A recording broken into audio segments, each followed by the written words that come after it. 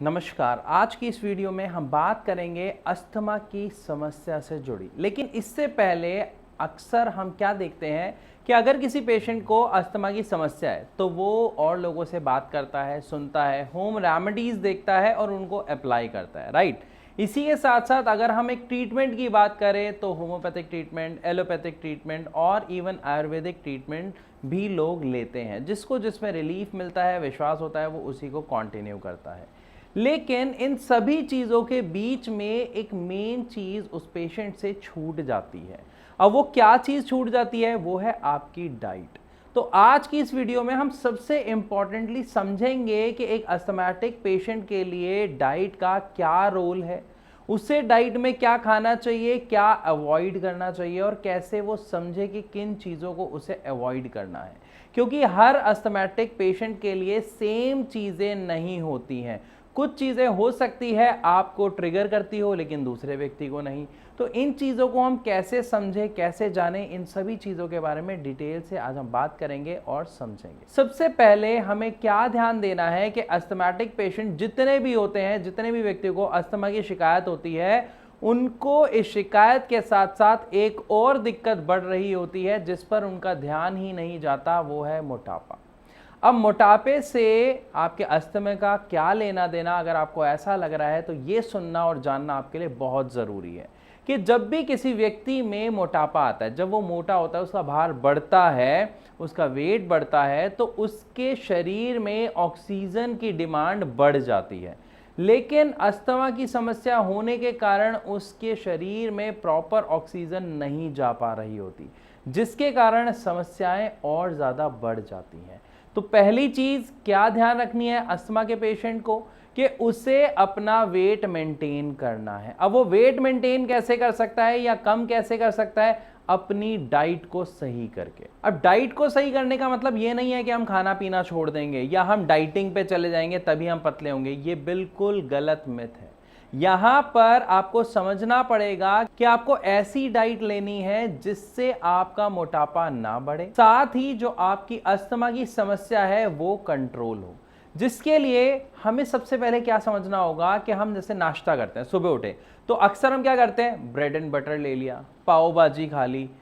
तो जब आप इस तरीके के खाने को नाश्ते में खाना शुरू करते हैं तो इस पर आप ध्यान दीजिए, आप खा क्या रहे हैं? आप मैदा खा रहे हैं। साथ ही आप क्या ले रहे हैं? बटर ले रहे हैं, यानी चिकनाई, फैट्स ले रहे हैं। दोनों की दोनों आपकी मोटापे की समस्या में, आपकी अस्थमा की समस्या में आपकी बढ़ोतरी ही करेगी, उसमें कमी नहीं करेगी। तो हमें सबसे पहला ध्यान क्या रखना है कि जो भी आप खाना खा रहे हैं वो पैक्ड फूड ना हो। साथ ही ब्रेड, बन, बर्गर जैसी चीज़ों को अवॉइड करना है। लेकिन अब यहाँ पर एक और क्वेश्चन आता है कि अगर हम इनको अवॉइड करें तो इसकी जगह क्या खाएं? देखिए, सुबह के समय नाश्ते में हमें कुछ हल्का खाना होता है, ये हम सब समझते हैं। अब इस हल्के में आप क्या क्या ले सकते हैं उसको जानते हैं। आप रात को चने भिगोएं, सुबह उसे उबाल कर सेवन कर सकते हैं। ये बहुत अच्छे और बहुत अच्छी एनर्जी देते हैं, फैट फ्री होते हैं। इसी के साथ वो जो मोठ वाली हरी दाल होती है, आप उसको भिगो के उसको अंकुरित करके खा सकते हैं। ये भी एक बहुत ही हेल्दी ब्रेकफास्ट में काउंट होता है। या फिर आप सूजी के चीले या बेसन के चीले भी नाश्ते में ले सकते हैं। ये भी हेल्दी ब्रेकफास्ट में काउंट होता है, साथ ही फैट फ्री होते हैं। इसमें बस आपको ध्यान रखना है, चीले बनाते वक्त आप जो ऑयल यूज़ कर रहे हैं वो कम से कम यूज़ करें, नॉन स्टिक पैन पे बनाएं ताकि आपको उसमें ऑयल की ज़रूरत ना पड़े। तो पहली चीज़ हमने समझ ली कि अस्थमैटिक पेशेंट को अपनी डाइट कैसी लेनी है जो फैट फ्री हो, ताकि वो अपने बढ़ते हुए भार को, वेट को कंट्रोल कर पाएं और अपनी समस्या को भी कंट्रोल कर पाएं। अब इसके बाद बात करते हैं दूसरे पॉइंट की। अब इस दूसरे पॉइंट में सबसे पहले आपको ये पता होना चाहिए कि आपके जो अस्थमा हो रहा है उसमें दिक्कत क्या आ रही है। आपके ब्रोंकी होल्स में, आपके ब्रोंकाइज में इन्फ्लामेशन हो रही है, राइट, यानी आपके लंग्स एक्सपैंड कर रहे हैं, उसमें दिक्कत आ रही है, उसमें सूजन हो रही है। तो हमें ऐसी चीज़ें लेनी है जिसकी वजह से हमारी जो सूजन है ये कम हो जाए। अब ये सूजन कम किससे होगी? जितने भी एंटी इन्फ्लामेटरी चीज़ें होती हैं, फ्रूट्स और वेजिटेबल, वो आपको भरपूर मात्रा में खाने हैं। स्पेशली अगर हम बात करते हैं वेजिटेबल जूस, बहुत अच्छा होता है सबके लिए, तो आप उसको प्रेफर करें। साथ ही जो भी मौसम के फ्रूट हैं, जैसे गर्मी है, आम आ रहा है इस टाइम, तरबूज आ रहा है, खरबूज आ रहा है, आप इनको ज़्यादा से ज़्यादा अपनी डाइट में ऐड करें।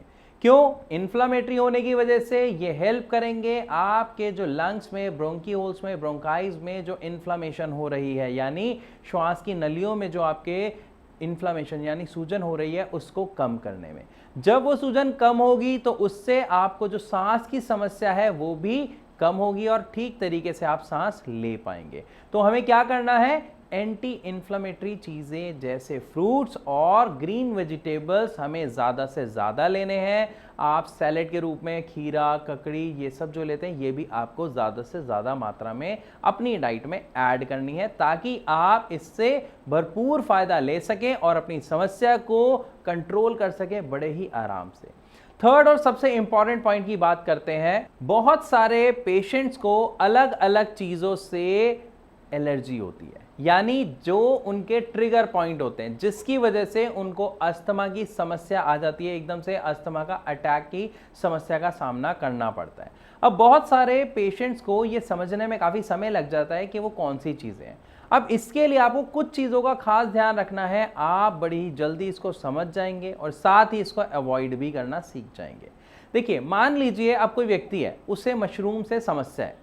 अब जैसे ही वो मशरूम खाता है, मान लीजिए वो पिज़्ज़ा खा रहा है, उसमें मशरूम है, या वो कुछ ऐसी चीज़ खा रहा है जिसमें मशरूम मिले हुए हैं, लेकिन उसे पता नहीं है कि मशरूम से उसको एलर्जी होती है। तो हमारी बॉडी हमेशा हमें कुछ साइंस और सिम्टम्स शो करती है कि हमारी बॉडी में इस चीज़ के जाने से दिक्कत हो रही है। अब जैसे ही आप वो पिज़्ज़ा खाते हैं या मशरूम की कोई चीज़ खाते हैं, तो आपको क्या होगा? आपको खांसी उठेगी, आपको हो सकता है धक्का लगे। तो ये कुछ ऐसी निशानी है जो आप अगर देखते हैं कि आपने एक बार खाया, आपको हुआ, आपने फिर खाया 4-6 महीने बाद या 2-3 महीने बाद या 2-4 दिन बाद आपको फिर सेम प्रॉब्लम हुई, तो ये आपको ध्यान रखना है कि किस चीज़ के खाने से आपकी समस्या बढ़ रही है।